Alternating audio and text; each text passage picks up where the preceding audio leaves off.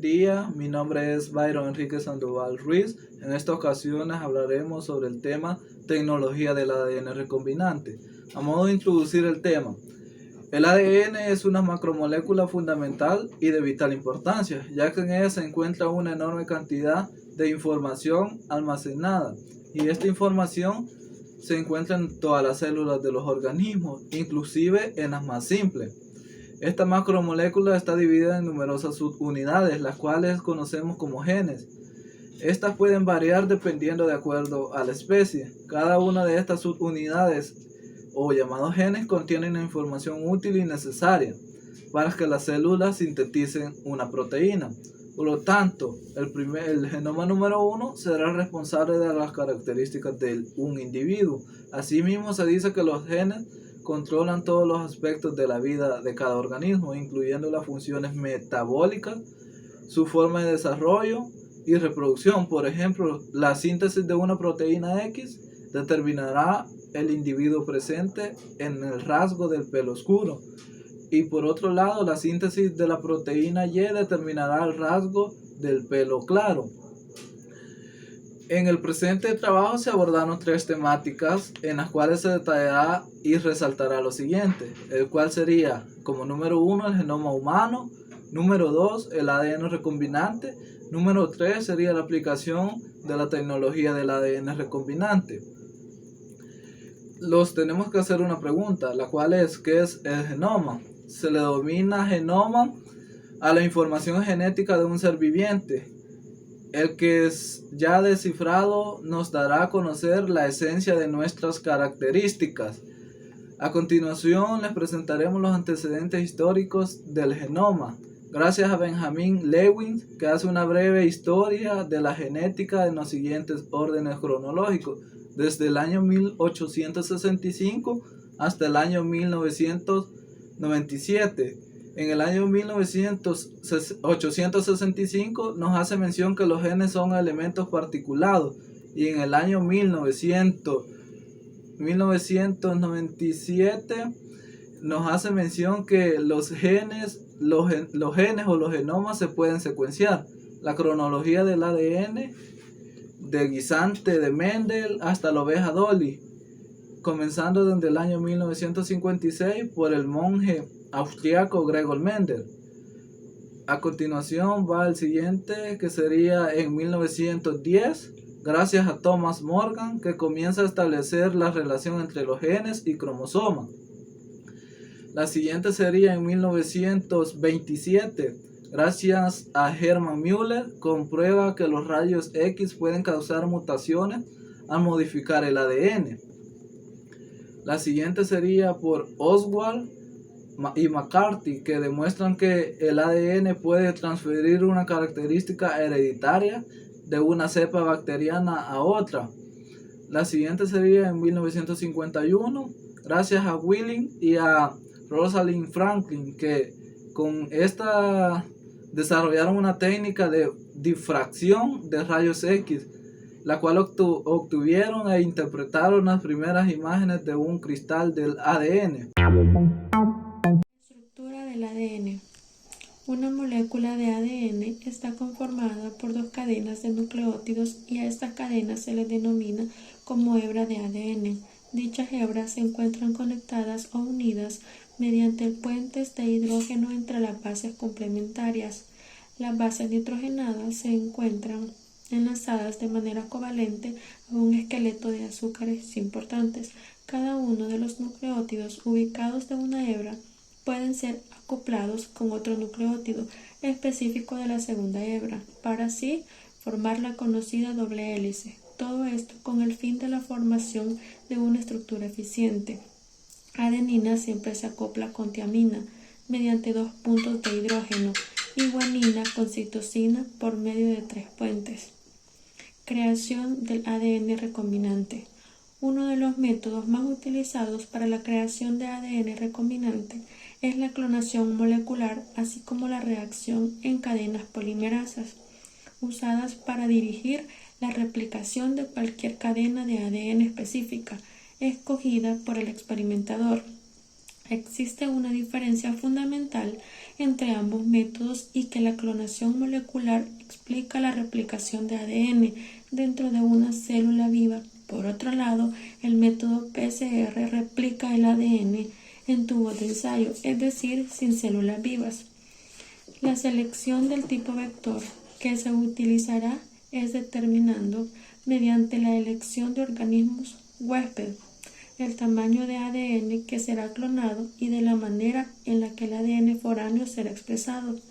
Los segmentos de ADN pueden ser combinados usando una gran variedad de métodos, así como la restricción de clonación de enzimas o la asamblea de Gibson.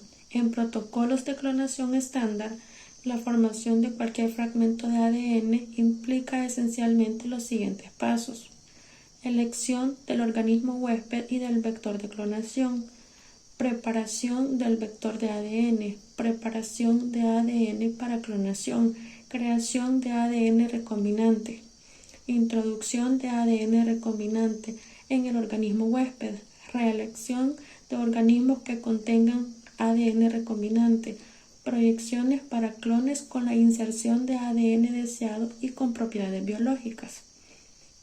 Expresión del ADN recombinante. Luego del proceso de trasplante en el organismo huésped, el ADN foráneo contiene en la estructura de ADN recombinante puede o no ser expresado. Significa que el ADN puede ser simplemente replicado sin ser expresado, o puede ser transcrito y traducido, causando que una proteína recombinante sea producida. Generalmente, la expresión de un gen foráneo requiere que la reestructura de gen incluya secuencias necesarias para producir una molécula ideal de ARN mensajero, que puede ser usada por el aparato de traducción del huésped.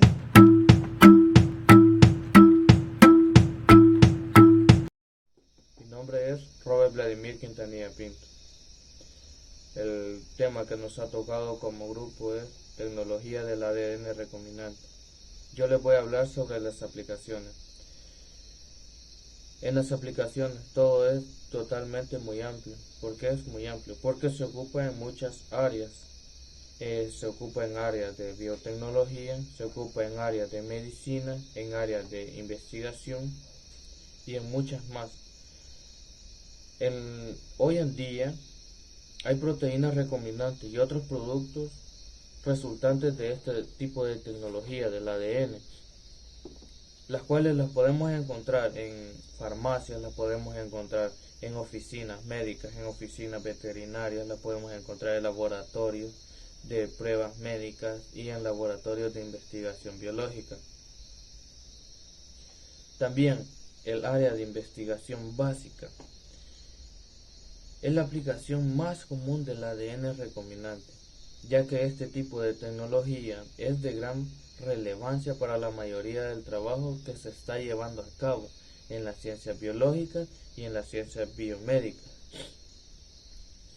¿Qué quiere decir esto? Que el ADN recombinante es muy utilizado para identificar, para mapear y para obtener la secuencia de genes y determinar su función. Este tipo de investigación del ADN recombinante también es utilizada para analizar la expresión de genes en las células de los individuos y a través de los tejidos de organismos completos. Como anteriormente les decía, hay proteínas recombinantes. ¿Qué son estos? Dice que son ampliamente utilizadas como reactivos en experimentos de laboratorios y para generar investigaciones para examinar la síntesis de proteínas dentro de las células de los organismos. Asimismo, también en muchas aplicaciones adicionales del ADN recombinante son encontradas en la industria. También son encontradas en la producción de alimentos, en la medicina humana, en veterinaria, en la agricultura y también en bioingeniería. Les voy a hablar sobre algunos ejemplos de estas aplicaciones. tenemos como primero que es la quimosina recombinante. ¿Qué es esto? Dice que este es una enzima utilizada para la manufactura del queso, es decir, que es útil para el cuajo. Dice que este es el primer aditivo alimentario diseñado genéticamente que fue utilizado en el ambiente comercial. Tradicionalmente los procesadores obtuvieron la quimosina del cuajo, que es una preparación derivada del cuarto del estómago de los terneros que se alimentan de leche. Los científicos diseñaron una cadena K12 no patogénica de la bacteria E. coli para la producción a gran escala en el laboratorio de la enzima.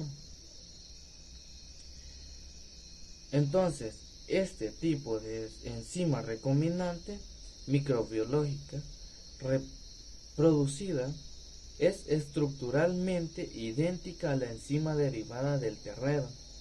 Sin embargo, tiene beneficios muy considerables, tales como que cuesta menos y es producida en cantidades muy grandes. Hoy en día, cerca del 60% del queso duro en la parte de Estados Unidos está manufacturado con el uso de la enzima recombinante quimosina diseñada genéticamente. Otro de estos ejemplos es la insulina humana recombinante. ¿Qué es esto de la insulina? Dice que antes de la creación de la insulina humana recombinante se hacía uso solamente de la insulina derivada de animales. ¿De qué animales se derivaba? De los puercos y del ganado. Para el tratamiento de diabetes, en casos graves, es requerida la insulina. Este tipo de insulina recombinada es sintetizada por medio de la inserción del gen de insulina humana en E. coli o en levadura, que luego produce insulina para uso humano.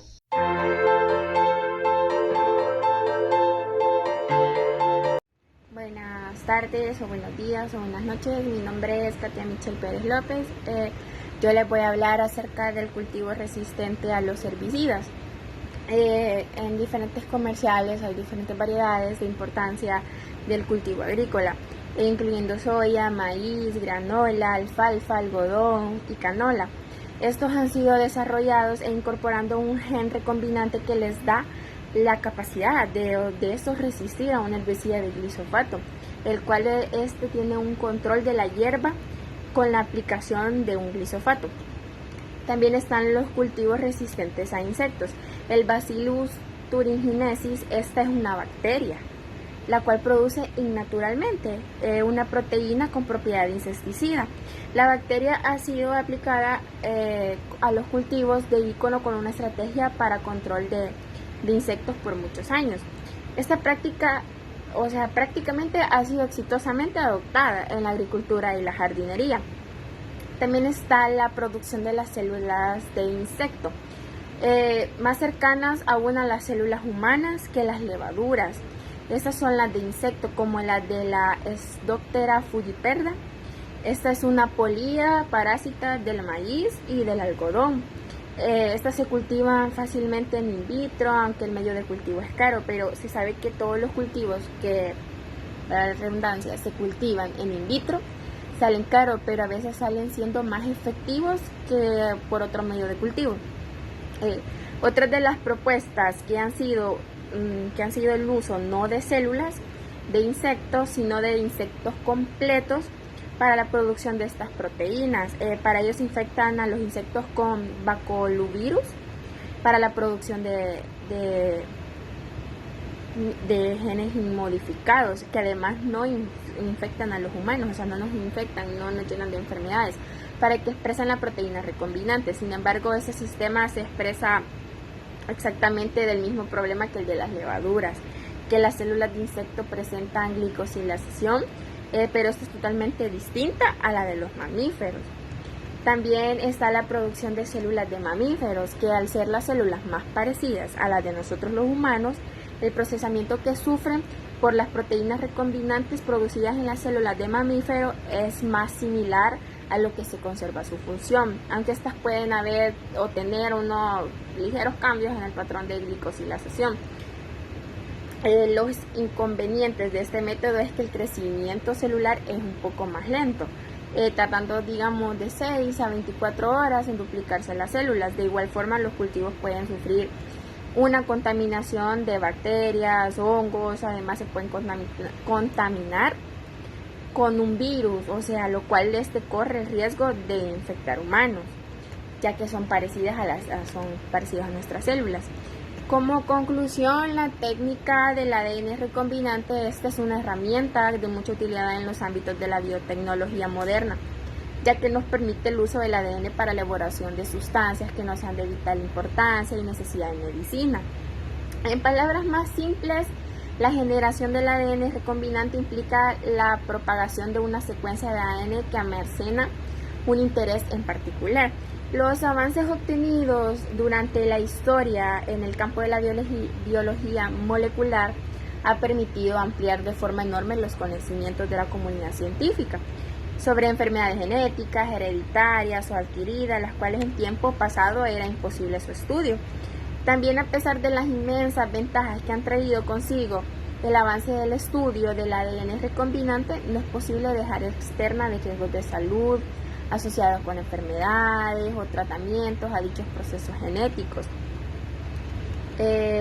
Para concluir, les voy a explicar el proceso para introducir ADN recombinante en las bacterias. Número 1, se corta el ADN circular del plásmido con enzimas de restricción para generar extremos cohesivos. Paso 2, se corta el ADN que se requiere multiplicar. Es necesario identificar que los extremos del plásmido y los del ADN a insertar sean complementarios y puedan ser unidos. En el paso número 3, se une ese gen que se desea introducir por medio de la enzima ADN ligasa y luego de eso se introduce el plásmido con un inserto en bacterias. Número 4 y por último paso, estos se seleccionan las bacterias que hayan introducido un plásmido con la ayuda de antibióticos, dado a que las bacterias contienen un gen de resistencia a antibióticos. Los que hayan incorporado al plásmido sobrevivirán, pero mientras los que no, o sea, el resto que no entre, morirá. Esto ha sido todo, espero hayan entendido y gracias.